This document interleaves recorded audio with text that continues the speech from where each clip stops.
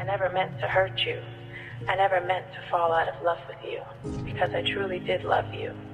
I still do, but not in the same way. Not in the way that would make it fair for me to stay. I'm sorry things couldn't stay the same. Maybe we can be friends again someday. One day. But anyway, I was just calling to say that I hope you're okay. No matter how much I could see you trying to refill the love in me, I'm sorry. It wasn't you. It was all me. I still care for you.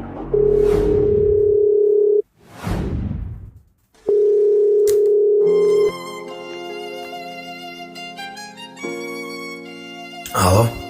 Чуваш ли?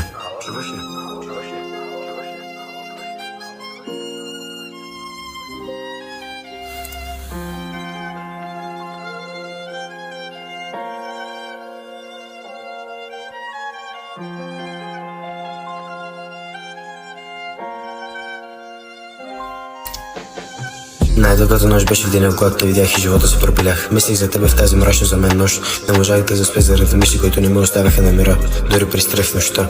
Живота не срещна за съжаление, най-накрая пак съм в едно мъчение.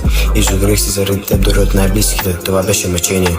Всеки миг без теб беше като падане в пропаст. Търсих те в хората, но намирах нищо, само празнота, но спрях. Ти беше идеално, аз самият се губех в тази твоя илюзия. Любовта не беше буря, а аз се отдавих нейната безпомощна илюзия. Дните минаваха, но в тях нямаше светлина. Исках да избягам, но не можех, защото ти ме вкара в тъмнина. Понякога се чудя дали беше всичко истина, или просто бяхме две души, създадени за да сме заедно.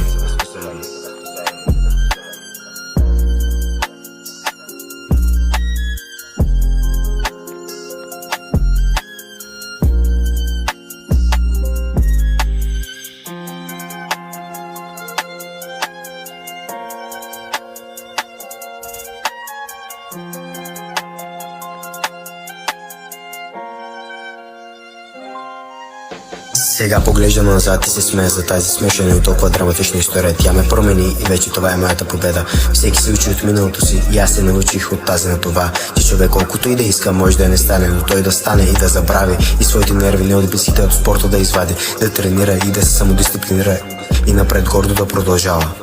За едно момиче да не се променя, а не да я променя. И да не забрави, че семейството е това, което помага и ще го извади от мрачната дупка. Спорта е този, който ще те направи да се гордееш тебе. Ще имаш дисциплина, не за глупости, а за истини ще се концентрираш. Ще се променяш. Променяш.